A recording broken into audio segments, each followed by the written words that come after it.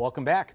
Former North Dakota State quarterback Cam Miller capped off his college career by being named Missouri Valley Conference Offensive Player of the Year, a first-team FCS All-American, and most significantly, a two-time national champion.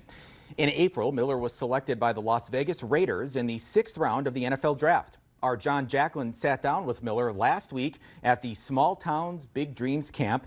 Here's part 1 of their conversation. I'm joined here with Cam Miller, national champion winning quarterback at North Dakota State. You win the national championship in January, then you get ready for the draft. What were those few months like in preparation? Pretty hectic. You know, you get off a plane from the national championship game and you're on the road, you know, going to train somewhere. And I was fortunate enough to be out in New Jersey to do my training for 6-7 weeks out there, and then preparing for, you know, the best pro day that I could possibly have. And then it's just really, this off season has just been one thing after the next. There hasn't been a lot of time to really kick the feet up and relax.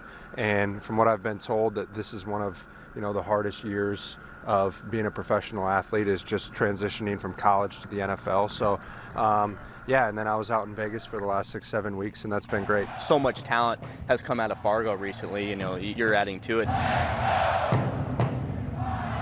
What's that like, just to see, you know, the development of the school that you went to, won national championships with, to see you guys are making it to the next level? It starts with the coaches just bringing in the right guys, and then it really falls on the players, because it's a player-led program, to start from the top. Senior leadership, and it funnels down all the way to the, you know, rookies, the freshmen, and it just keeps getting passed down and passed down. You look at Cordell, you know, passed down to Cody Mauch, now Gray Zabel, and Mason Miller, and then it's the same tree as a quarterback. So it's really following the guy ahead of you and what he did and what worked, what didn't work, but have your own way of doing it and not trying to be exactly like somebody else, you know, still being you, but following the path that they laid out. So how did you go about that, filling in, you know, big shoes from Trey Lance before you, Easton Stick, Carson Wentz? How did you put your own unique way on, you know, being the quarterback of the Bison? I thought it was difficult at a young age, because there was a lot of expectations of the quarterback room, you know, in Fargo, where everybody expects you to be the best player on the field. And